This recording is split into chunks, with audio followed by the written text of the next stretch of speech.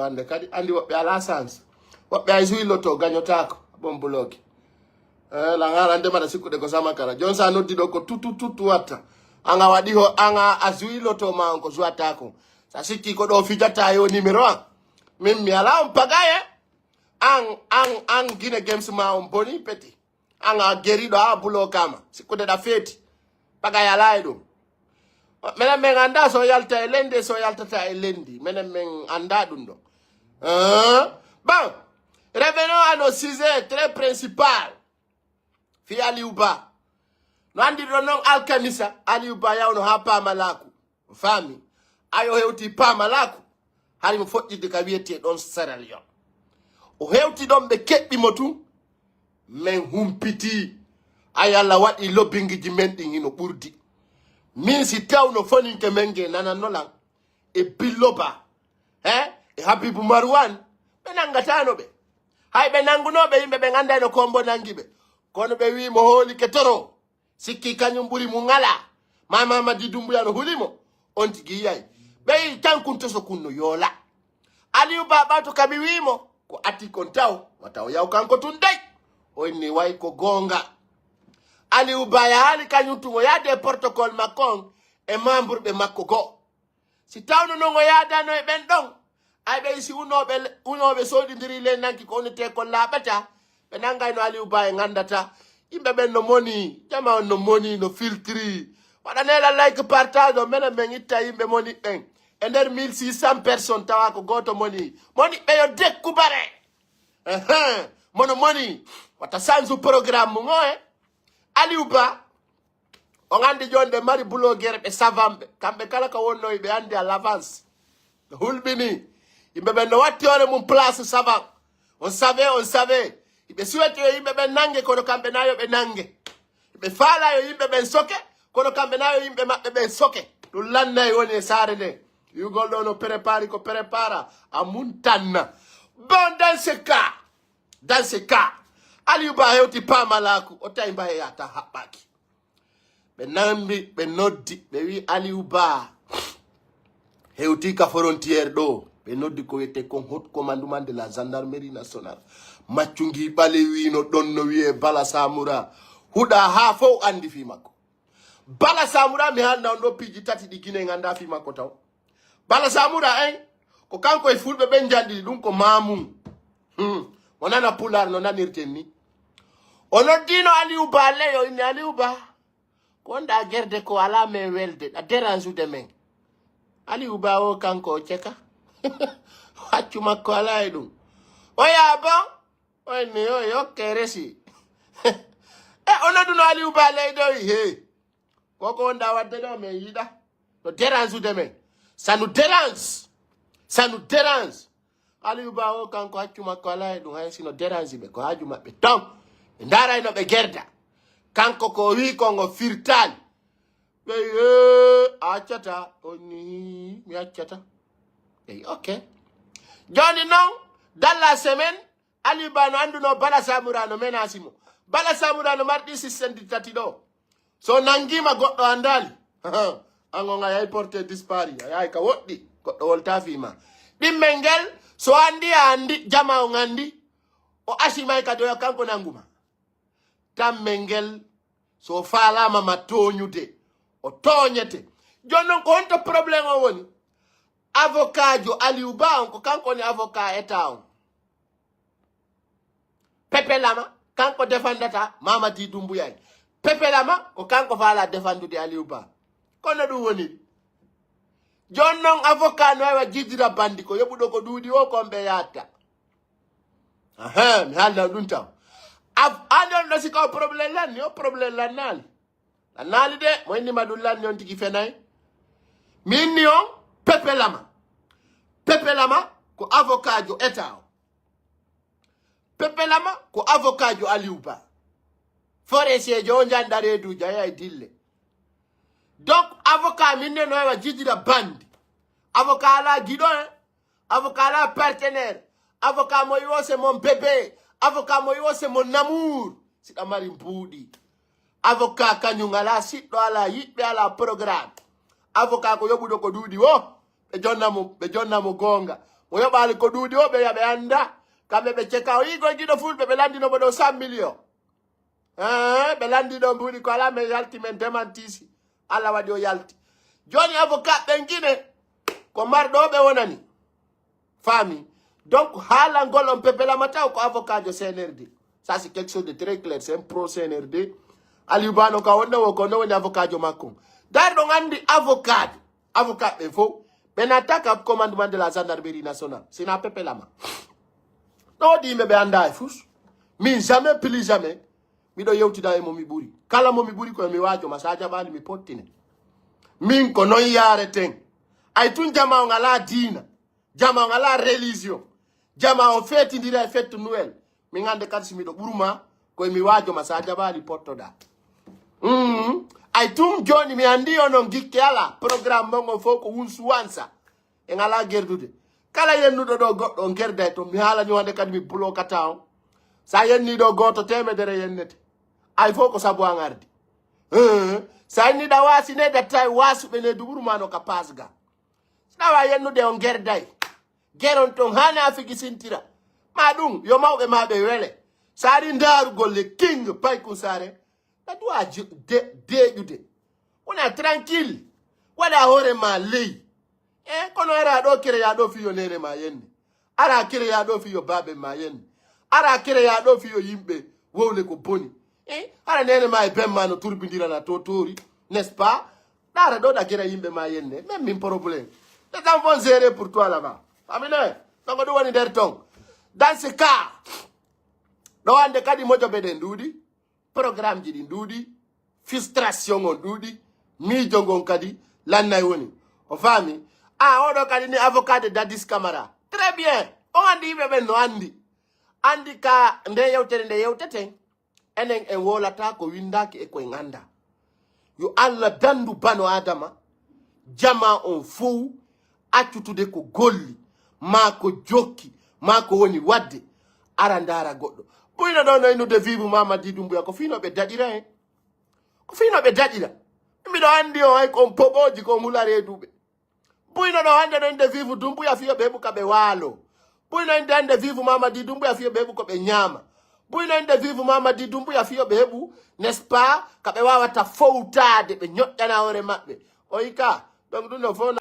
Aha. Lawa de ngandi ndiri. Allo. Allô, oui. Koni ya aria manifest. Allô? Aria manifestation en France, an. La douane est en train de se qui est le Guinée le plus actif sur les réseaux sociaux. Aya uno ka. Mini la douane en train parce que tu es le Guinée le plus actif sur Facebook.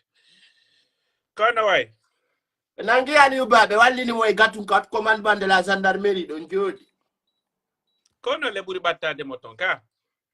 Oh mi meda wa don di peti min ko mi nani no nabi on don konton. Min dun na ballanto yata. Ah bon? Et pourtant, tu es le blogueur le plus suivi en Afrique. Donc, kaka getoru ando se uti to mi ala ya de sali. Ay to mi dal. Donc dole de foko ko getoru ando. No yona yo. Ko bawo ko no ko climatiser ka ko tele akimindara. Ngolu ko aduma ko. Quand ouais, ça va? Ko feundi. Jama la gine ko nafiki be walli ali ba o uti ka commandement de la gendarmerie. Jon be akidi mo yore makko. Exactement, c'est comme ça. D'abord, mi suivi dans une vidéo, non, andi mi goddo no tagi kupiti ha watti to nokkugo mi fotu nokkugo ko yewtuda hunde wotere et ça m'a beaucoup attiré attention par rapport à Otwar Singletongal.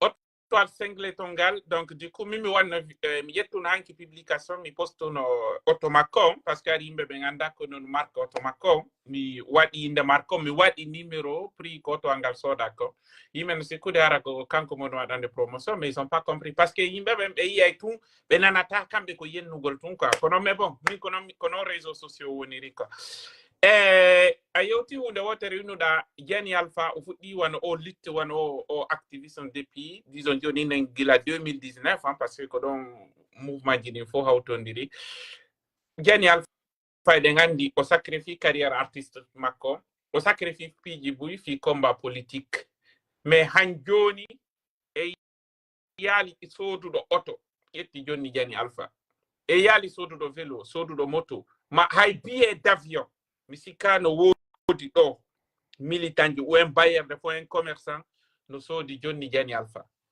donc si tumbuya ƴetti auto jonni singleton no wawi on mettude parce que on ne way ko mbuuɗi leydi mais aussi hara ono kadɗo mari part de responsabilité nder tan parce que artiste ɓe wonɓe tawtude mouvement combat politique wonɓe accompagné on ala wallitade ɓe on na hay fi jani alfatu non di artiste ɓe ɓe tawa kay propagande ils sont là pour la légalité ils sont justes ils défendent des valeurs mais on tawtataɓe on laykan opposition guinée ala nafasina fenande on partage o wallitotako ɓe iɗo wawi ƴettude mbuuɗi ƴetton 3 millions 4 millions dépension e jiwo ƴetton 3 millions 4 millions yaha on finance on e pooɗa kono wonɓe ɓen affrontude de bal o wallitotako ɓe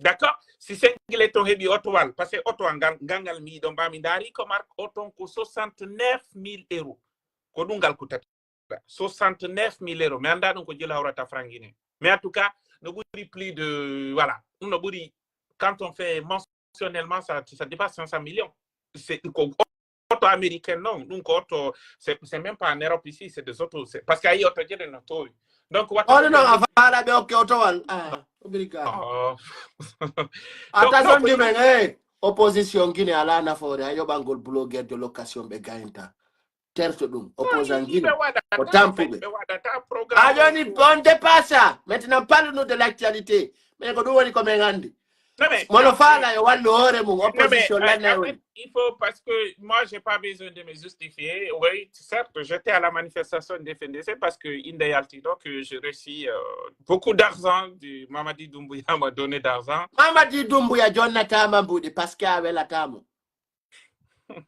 donc c'est clair na ñamugol mbuɗi Doumbouya kay koye ɗum kadi ko niveau ça la niveau en même temps de 100 francs non il faut avoir un certain statut non ande amo landikema ça est CNRD ko ɗum importantaɓe non mais problème c'est une question ça est CNRD ko ɗum importantaɓe tamari public yimɓe no ɓawma non na yimɓe ɓuyno yewde CNRD haraɓe ala yimɓe ombo kontiɗo mo ala yimɓe kombo yeyɗo ombo yeyɗo ala yimɓe yimɓe ɓuyno nomede ton haraɓe ala ombo innango ɗo non anduɗa andi na tamari probléme joni innima sengleton ñando wara o sebulannoɗo ha yona fof no andi golle makko de c'est un blogueur ce n'est pas un artiste Mamadi Doumbouya est satisfait hande Aliouba il est pas blogueur il est opposant mais comme il est opposé de l'intérêt de CNRD hande ɓe itani mo gatu mo wali commandement de la gendarmerie est ce que no woni calculé ɗo ha hande taw blogueur jo ay goto heɓali taw 650 millions il faut que les gens savent ok ɓe waɗi mentionnel koko jeli kutata 650 millions ɓe walo ɓe mala si ɓe faalaɓe jonu sengle ton otowangal 1 milliard il a raison non wonɓe abatu no wodi wonɓe ko opposition wallahi ɓe wawi ƴettude noon ɓe hokka ɗo awa en influencé mi ala ni Jani Alpha fuɓe nafamo rien absolument Jani ne gagne rien du tout hay goto ƴettata ɗum na hay fi Jani taw nodi artiste ɓe gonno ton ils sont dans o politique ɗum hande kadi mo ala nafa oyo seko nani récupère politique 2025 ɗo politique 2025 ɗo mo wallitta mbuuɗi o mais wolta fima c'est clair déposer l'argent pas de toi dépose pas ça mais waccete aya ça yay ɓen ɗo yimɓe ɓe ndaru fima yimɓe no joɗi attends bon ni andi mi participe no manifestation pari ɗo par ce que andi ɗoɗi ɗo woɓɓe ɓe sikkude ma haray kamɓe o affaire politique affaire IFDG ko fi pullo ma hara IFDG ko fi il faut wonumo labbe mamo dalaba min IFDG anda ko fi lagine fof ko fi maninka fof ko fi forestier fof ko fi soso fof ko fi fulɓe fof kala IFDG déjà ɗo le 31 décembre 2024 naafi IFDG wona wolede hande kadi lagine yejjoto fi ɗum non bin ko kam on hade de manière générale donc du coup la force on dit qui ouais bonjour Aldim bonjour c'est Charlie tout le monde Aldim ari a détracté débat no hande min miɗo faala yewtuɗo fi Aliouba on famille. Non, attends, Sonko do akire wolo goto min la mari de ba principe acho la aljingo ya ko dogino ubani. Parlez. Afenai ay la dogina uba non afenai. Ta fenu. Alors Aljim. Uba. Mina uba ben doginde de ofenai woni. Mais c'est quoi Kondo? Non, na fi dum na do hay ko dum na fu na dum non golu de. Frère, yow tun ko fa ko anka dogino avion je. C'est pas grave. C'est quoi uba inu ma ba 1000 euros par. Allah amardo wol gol salaire jimbe s'il vous plaît. Kono fa la yedde fi ali uba. Andi kono fa la yedde fi ali uba. Enen taw génération meden on e wada preta o fi combatugol ma fi wallitagol goddo. Toujours ibe compara do Aliuba e Sonko. En ala militant be Sonko be lagine. Est-ce que da famude? En ala militant be Sonko be lagine. Kadi hay blogger be mede men ko wolla do nanen kon goto sutenabe. Goto ala be wallitade. Afami mo kala ko plaisir ko duma hore mu woni wadi de combat. Goto ala wallitade hay goto be sutenata gulo be jetti blogger ko puybe. Ça c'est grave. En communauté mede on be jetti blogger jo ko puydo. Alors que blogger jo no mari important hay America do Donald Trump do o wiete do trends ko blogger jo hande o yawo yidire Trump no falira kambe be andi important blogger est ce que la famude Aliuba hande nangama fo nande selludale yo hoto mi kabe hoto mi ko mi wolno mi firti Aliuba nangama hande misiko madina no gollude ka islam hoppu no udditi ka labe hino gollude Peter Dalaba be fo be gollude afami ko faiblesse génération on hande labe no duano wawde a Benghazi Libi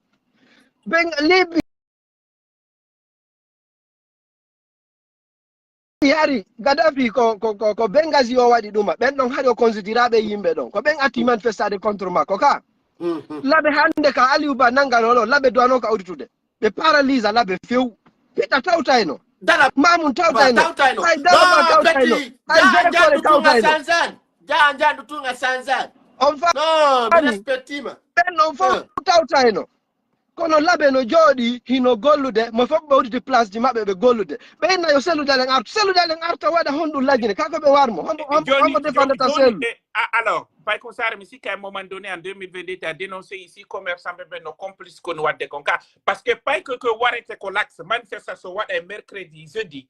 Pas que ware e vendredi be abe uddita juli kadi ko goto yaltata do manifestation dum lanni avant la venue du CNRD avant do CNRD arde taw fewlo tangal fakonde manifestation wada no mardi ma mercredi ma jeudi pas que ware e vendredi be no wattine de bambeto hibe hubini magasin hibe udditi magasin mabbe to be nyaamu jetti exemple la force ko fetti ko lib Sierra Leone do wala dar ko fetti ko Sierra Leone do Aljim be dari ke be immike ndaru sidu watta Israel hande kadi wattata Aliuba ko fara no ka wadde o combat mo waddo parce que had mo wadi huli suusi mi wonna en vérité on ko woni France had mo wadi huli suusi parce que o fara ka ukkade parce que déjà avertisi no population guinéen o indi wo population guinéen on wa population Sénégal on hay goddo immi dartani be townata fi oti be sutenata oti awa ko dum Aliuba hebi do hado avertisi no dum do nebi fami on to jon yo ndari yo ukki on dara esse population o wadi pré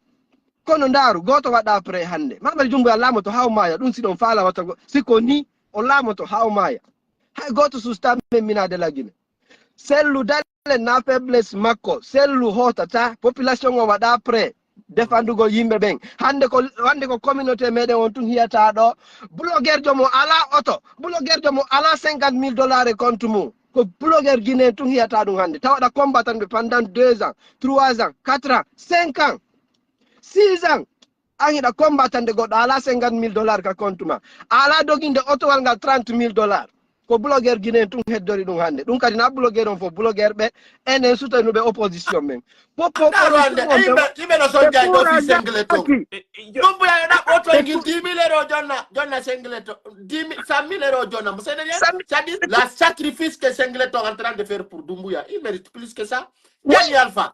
Qu'est-ce qu'il n'est pas sacrifié ici? Gianni Alpha. Hay 10 000 euros au calme.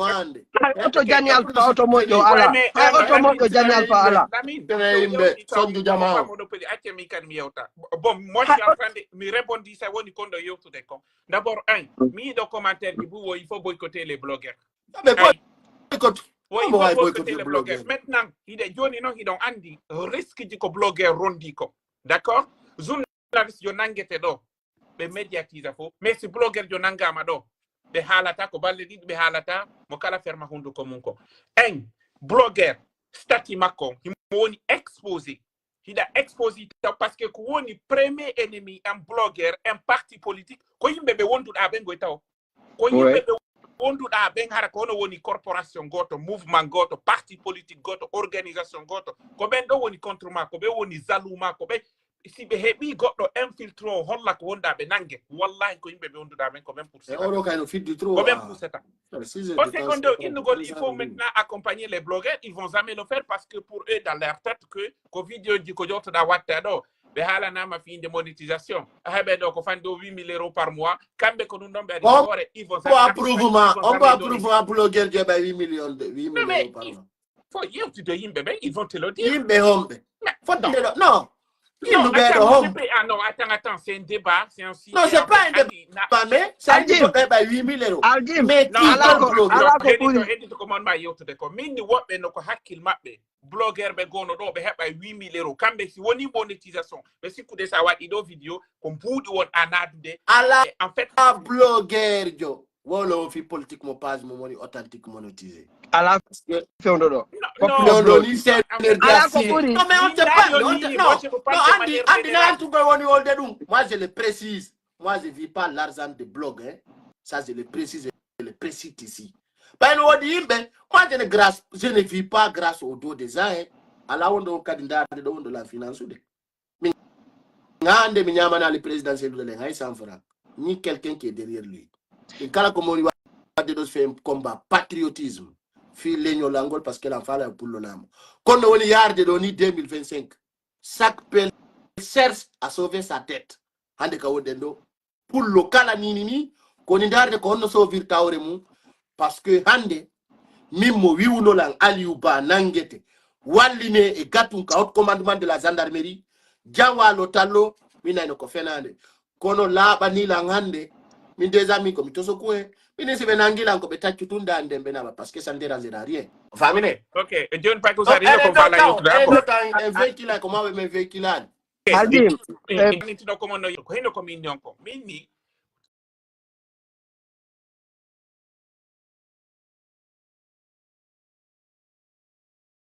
si goɗɗo woni aux réseaux sociaux fika blogueur jo da défense de l'injustice da habbo be critique ko ma be yennuma be nama ka puydo ala golle ala avenir habbo dindo mais habba gondo be yetta mbude be jonna ma be na walli torundo be yetta mbude be jonna be na sous connexion be yetta mbude be jonna be na sous téléphone be faut pas attendre ça parce que aldim America do no wodi do wobbe be yata ka musi be andi ko blogueur do billahi hay be reservateur be anda importance blog j'ai pas fait iti non c'est que mudu tawndu kamina goddo koran dum don lutti lahara kono mi dum don monsieur en fait j'ai pas cette culture là donc taw goto mo habbo hibe jetti goddo be jonni en blogueur moi je vous dis ko gonga kan mais si ma di dum ya non so goddo na be yobudo blogueur jo hande be yobal do blogueur jo asera famu de des risques hande risque be accompagner Mamadi Doumbouya il be récompensé de si ta eden de wadde la même chose récompense là ko yimbe be wondude men ko be jodo to bonna inde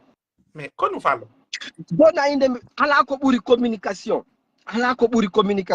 mais enen leñol mengo be respecta communication goy ndar do blogueur hoy buy aray do min ko burla min piu goto no metilando aljim billahi no la moni do mon frère woppe no ino en ligne tu vois ça woppe no en ligne wata do yoto monta and ko no burla mettude nini e appel leñol mengo soit en attente joni ndari oya do ndar do Jibril Aji o wonɗo Sénégal do ndar communauté mede on ko be soutenu nono kambe tiki be yalti be giliti kar be soutenu mo ka pay ko sare plus civique Jibril Aji ka pay ko sare plus civique fi on no be soutenal pay ko sare be soutenu on ay communauté mede non ndar do madik do c'est parce que ko pullo ala ko buri communication en fanni e respectali communication on ka réseaux sociaux do hay fokkita hay nokku ko communication tu way libude fewndo lando communication tun ka réseaux sociaux koko be yawiti ko du way libude lando fewndo do est ce que da famude Donald Trump ko communication la minimo do blogueur faydu la minimo do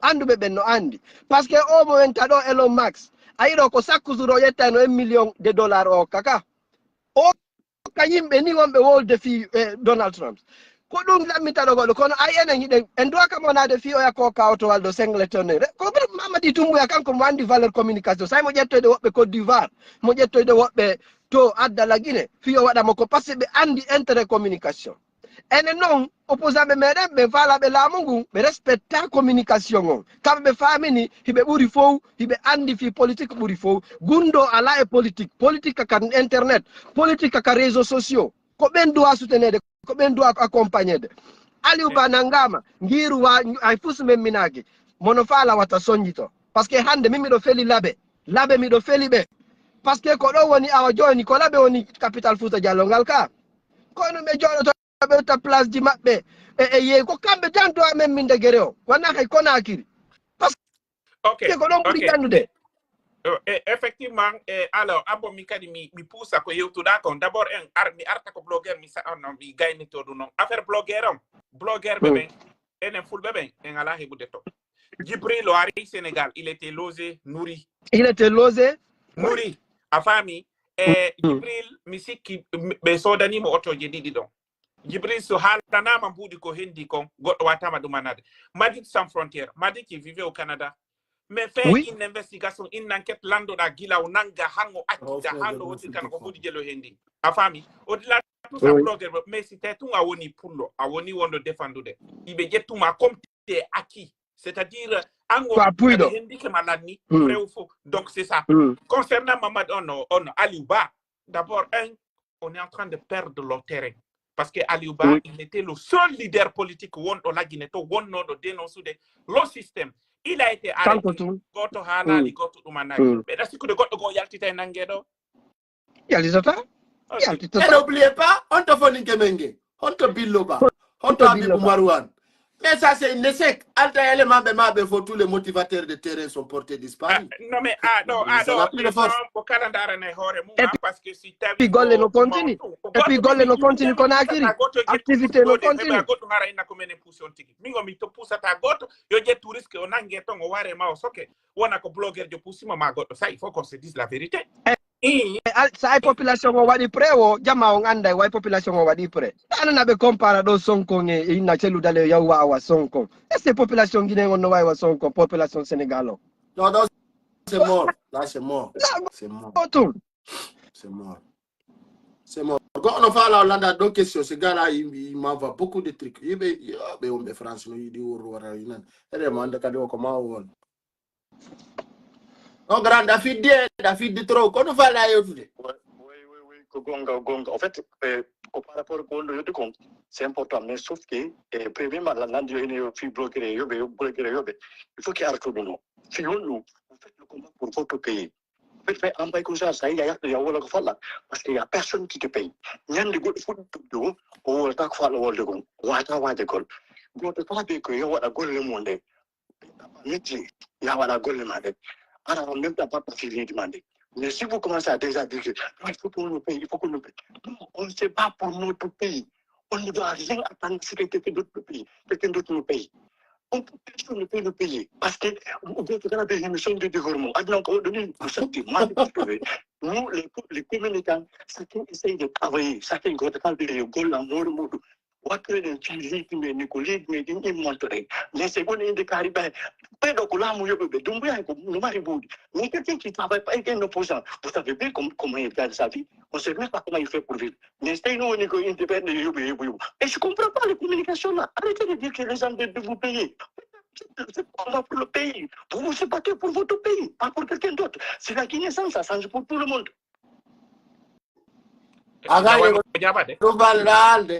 le wajabade abom diabo s'il te plaît attends je vais te répondre attends écoute-moi je vais te répondre ok non qui reste ok ils vont te répondre Ok, nous premièrement. Maintenant, fi Alibam, Andando Nangam, c'était vraiment une grande déception. Le fait que Wadirini Hakawondo, on a vu aucun communiqué fouche, et il y a le Kukuyama ou les marfous fino de mano. Mais en théorie, Allah no fabo, et c'est sûr qu'on y a le diamant, on prépare, on espère que au plus maintenant, à demander. Papa, Hande, communiqué comme. Moi, je suis vraiment content. C'est même que si j'ai pris ma voiture, je suis allé jusqu'à Paris. Mais comme il dit, il y a donc il y a des beaux. Malgré que c'est une manifestation, que sans à la dernière minute, et en même temps, il y a autre chose, il y a un élément que tu dois savoir comme ça. En Amérique, le policier, les policiers, le terrain, écoutez, avec la manifestation, il y a qui une manifestation, ce qui fait que oui, nous doit former une organisation, et on est mérité interdisant le fils déjà il y a beata bela manifestation de hanya yote besanza la dernière parce que nous parce que nous hala kama ya teno motelo mais même il jamaa hande pas de la façon dont je vis les j'ai la ferme conviction que ça va changer et je suis sûr et certain ça va changer. Nous on croit parce que c'est tant que ya wuri ça Amara Espoir qui cesse de vivre. Nous, on a l'espoir et on va connaître l'espoir. Encore une fois, merci à tes invités. Je les salue tous. Voilà. Merci pour merci beaucoup. Ok. Pas que ça, Lamine, après la me répondre, Andy Kobedo, Wata, bon, je Hasimi, mon gawa, manto. Miko, question, quand on parle à la de Aljim. J'étais à la manifestation, j'étais là-bas. D'accord? Nous, on entend la famille. D'abord, on fait le combat pour le pays. N'est-ce pas? Si on est blogueur, désolé quand je dis ça, ils l'ont tout dit. Si on arrive, c'est parce que nous, on est peu. Vous pensez qu'on est acquis en fait? Est-ce qu'on vous a tendu la main pour l'argent? Mais il faut anditane qu'on était comme blogueur.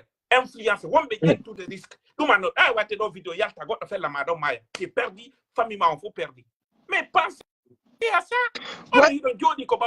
Kadi ka woni no de do Aljim kabe woni no de do blogger on ta réclame do yobe habolan depuis 2010 mais s'il vous plaît si haji mabbe yani blogger bara nam fekkina na dundo lanni ça hebiti problème en blogger c'est ça. Mais pourquoi Johnny on fait là parce que full bébé mais lutu bébé yobe accompagné yobe nous s'il vous plaît.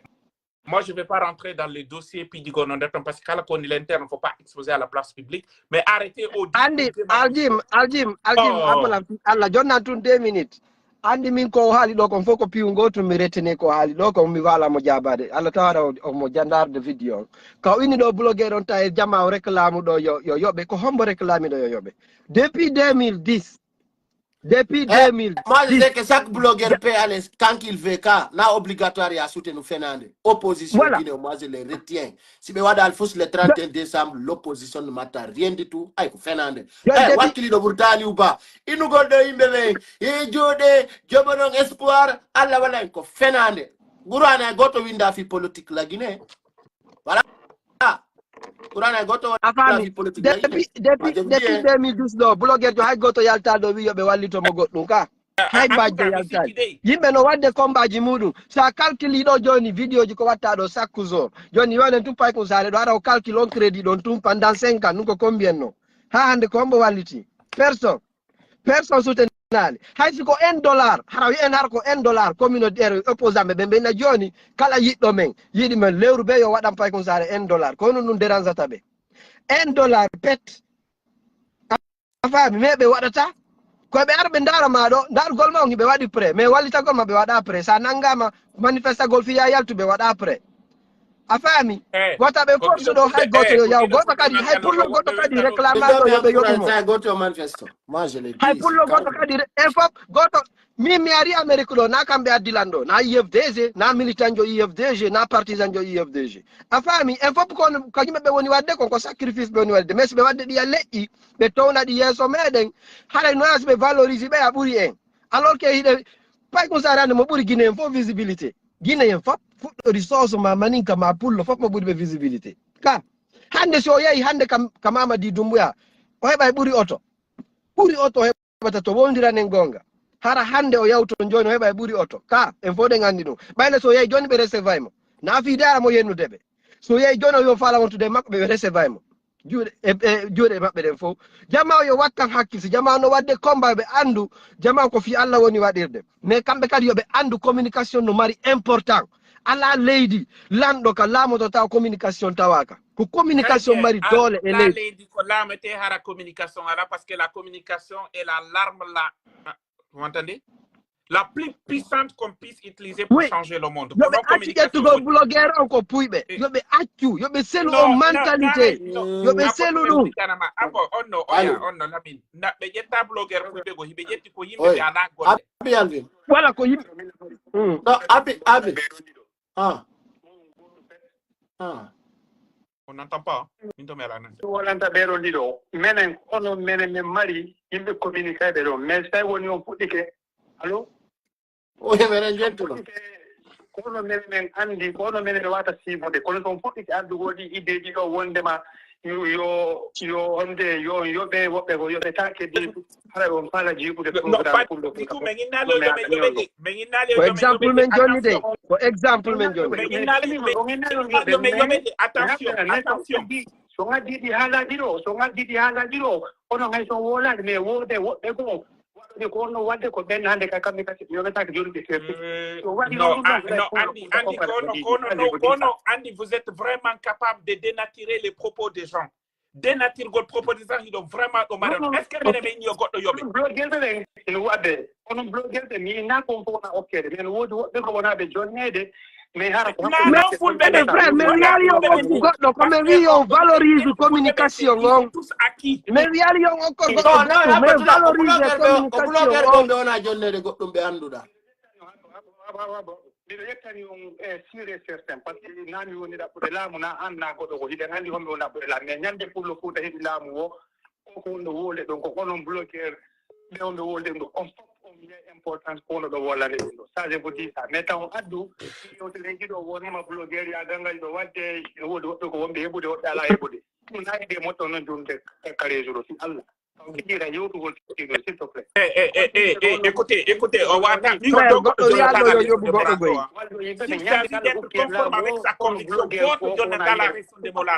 Voilà, merci Ibrahima Dalen, c'est pour valoriser les blogueurs. C'est pour valoriser les blogueurs. Merci.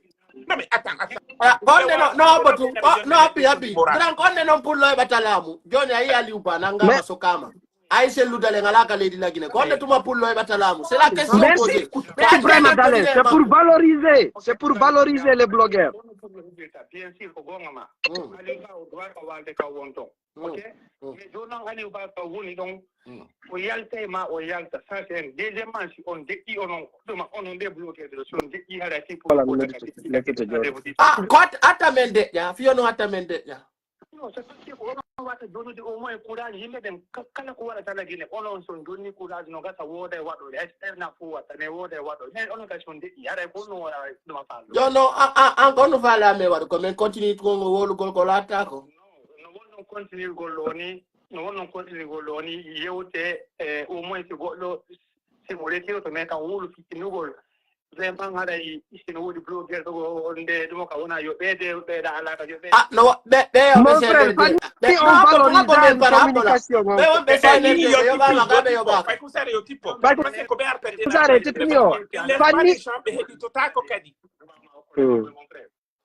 jonno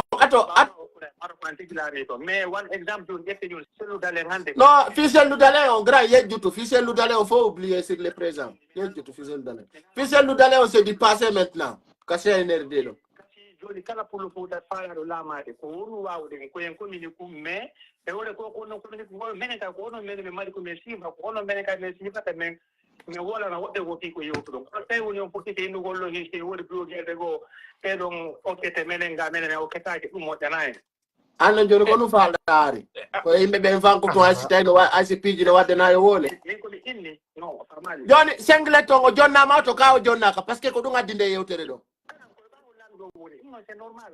Ah, mais joni opposition la Guinée ngala mbudi kambe quoi kambe be wala ta go. Hettomude. Avant Mamadi Doumbouya, est-ce qu'il y a le goût de rouler sur Mamadi? Bah oui. Mamadi. Wonno be wolde fi Mamadi mena me town be wolde fi Bako. Ma avant que Mamadi Doumbouya coiffe les forces spéciales, moi je les connaissais. OK,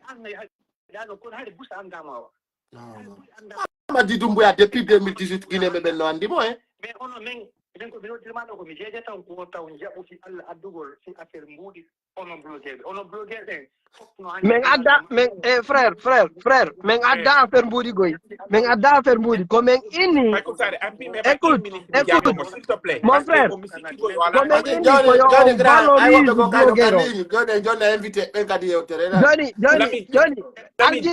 Aljim be famali en goy andi be famali ko ne yewtude be famali be sikkude nen ko ñom ko be okore jama mbudi bona dum goy be wata go yobude goddo yo be famulu do ala accetu mi yewta hino mi kon fala yewtude kon ko nugati nde yewtere ko fuddori Jani Alpha min ni do artiste be lagine ben fuddori single takana Jani Alpha oto mojo ala gila o fuddi yimude abo mi lannitino manu nandi famondir take Jani Alpha no single fiskila udi premier takana be do pop lando takana kombo darnani mo ono shiti jayo makonkoya na RPG darnani modu na Antonio Soare na ben darnani modu na les ministres, les caciques du RPGC qui ont construit là-bas.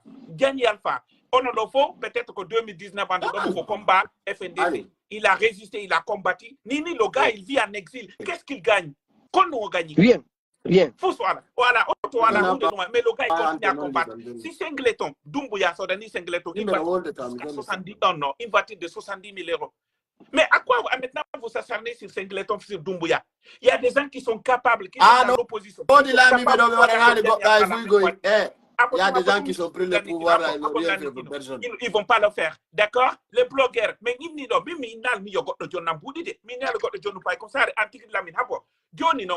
blogueurs, comme les Madi sans frontières, les Djibril Avi et d'autres personnes. Ils ont reçu combien? Beaucoup. De manière officielle, publique. Et puis, be soudali ko be holli kadi ka réseaux sociaux be wallibe parce que nani tiggal la puissance ko ali ko be wallibe mimi innani goto okra mi hay no goto ha hande mi do na ke do no mi hay mi goto me yotata parce que c'est pas accessible ça c'est un au secondo mbudi ko min haalde ko mimi dalbe jonno blogueur do joni si be nyawa joni wallite blogueur parce que tout le monde est en danger oy non watta battre pour vous